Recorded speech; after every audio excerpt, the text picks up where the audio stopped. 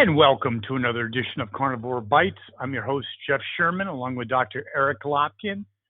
And there are a few times, Dr. Lopkin, that we struggle to find something to talk about. Doesn't happen often. We're both talkative people. But this edition, that's not the case. Two things that are just readily apparent. Pence's debate performance, and now today's Trump announcement that he's not going to participate in the subsequent debate. Your opinion, please, sir. Well, in terms of the debate, I mean, Pence did very well, but ultimately last night's debate was absolutely meaningless. If you talk to Democrats, Harris won the debate.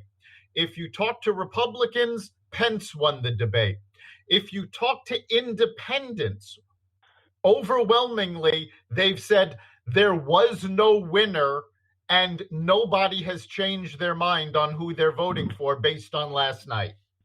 Yes, sir. I do have a theory and it doesn't happen often, but I would certainly want to run it by you, Dr. Lopkin.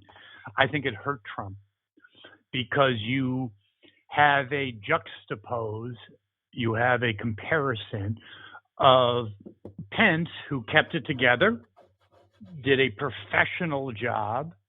You know, you could say who won or lost, that's whatever. I mean, in other words, it's how your interpretation. But you certainly didn't think that Pence was a maniac. Unlike the first. Not at all.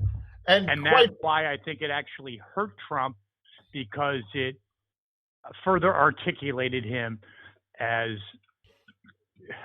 I know. I mean, it was not a good debate performance, not very presidential. And I think Pence's presidential performance highlighted Trump's weakness. Your thoughts, sir?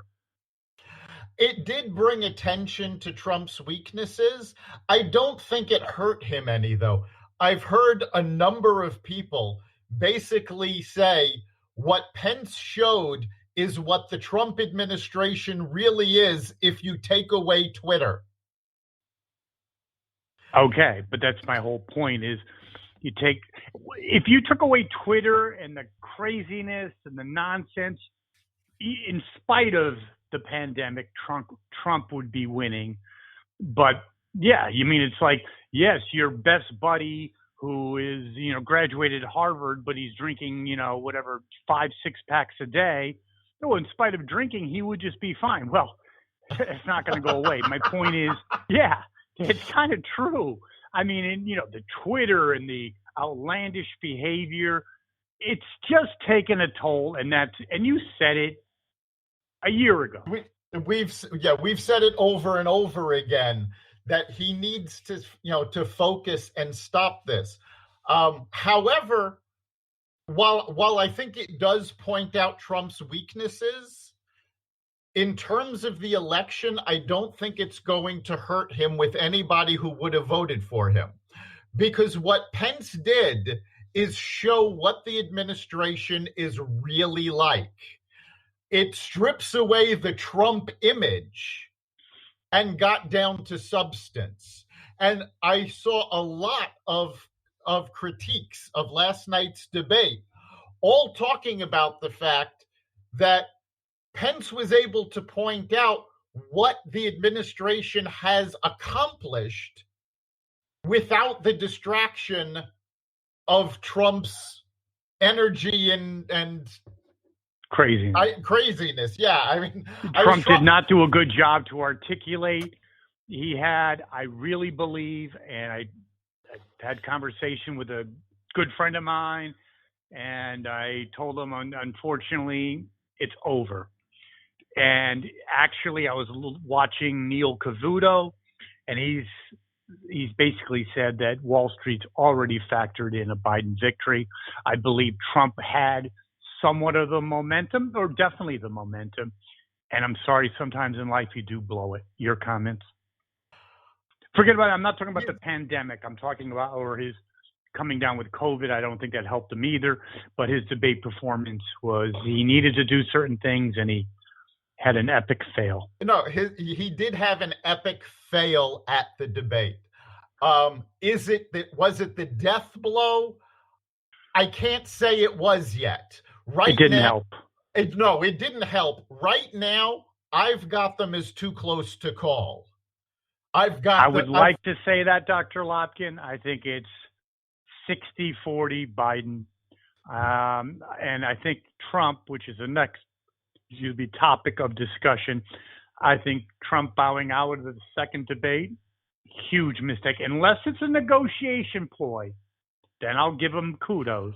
But if he drops out and has a stupid rally that defeats the whole thing about, Biden's a coward, he doesn't want to, he's blowing himself up. I don't understand it. I've really never seen anything like it. Your thoughts? Okay, I'm going to completely disagree with you on this. I understand why Trump doesn't want to debate, because the key was it's going to be a virtual debate, and that's why he bowed out. I understand that, yes. If Biden is not in front of Trump, there is no way to tell if he's got an advisor in his ear, if he's got a teleprompter, if he's got people feeding him lines. And I would say that is an excellent point. But the problem is it goes into the whole corona denial. I'm not debating, Eric, I love you, but I'm not going out to happy hour. I'm not debating you if you just came down with corona a week ago. I'm sorry, it's just not going to happen. It's just the whole denial thing. It's just for the average American is like, what the heck are you thinking about? You just came down with corona and you're going to go with a live debate? See, and again, that's part of the problem that's been going on thanks to the media. Take a look at the World Health Organization statistics, the CDC statistics. The odds on somebody getting corona and it being fatal is 0.4%. If you were told, if you take this action, you've got a 99.6% chance of coming out fine, you wouldn't even question it. But the media has people running scared. The Democrats have people running scared. And quite frankly, if they keep the two of them, 6 feet apart and they wear a mask, there's virtually no danger to them being in the same room. And the Democrats have been saying over and over again, wear the mask. Well, let Biden wear the mask. Well, hopefully it's a negotiation point. I kind of disagree with you on this one. I'm not wearing a mask. In other words, I do wear masks, but I'm saying I'm not debating anyone that has coronavirus. Sorry, that's not doing it. It is worse than the flu. If I had the flu, Dr. Lopkin, I'd be like, okay, let's do the podcast. I'll be in bed, but no big deal. Corona, I'd be scared. You know what, Liz? That's just how it is for me, at least. I understand that coming from the opposite side. I had corona. I still went to work. You had corona? I had corona early on. You never told me. I did mention in February, I was ill. It was something the doctor couldn't figure out what it was.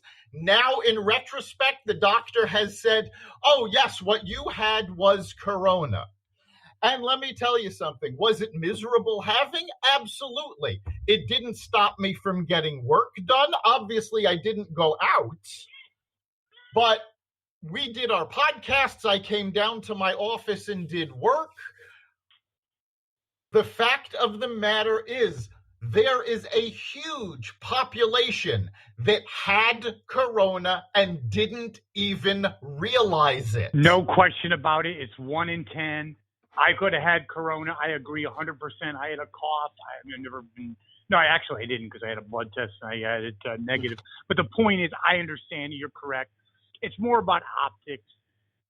They got to work out a way. It's face to face, but and also I have to agree with you on another thing is if they actually had the face to face debate, the only trump card, no pun intended, that the Democrats have is corona. That's yes. There's no economics. social. Everything else scares people to death, and rightfully so. And- It's Corona, and that's it. So if they show up in a debate and it alleviates, just think of this concept, it alleviates the fear just a little bit, guess what? It helps Trump. Am I correct or not? You're absolutely correct. If you get rid of some of the fear of Corona, that's been their big push. It's, he did horrible in handling Corona.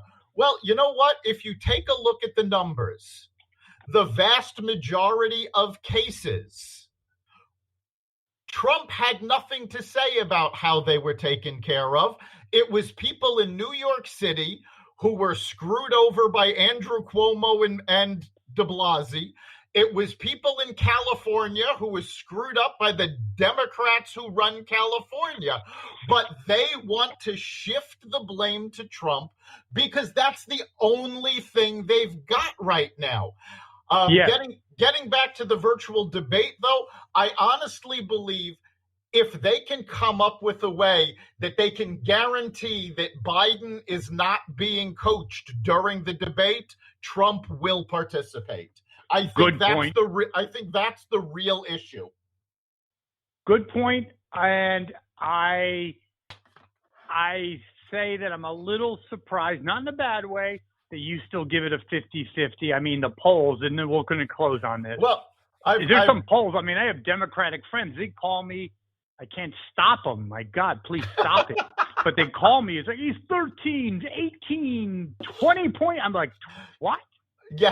First of all, you have to remember that the polls in 2016 had Hillary ahead in many cases by more than this. Really? Yes.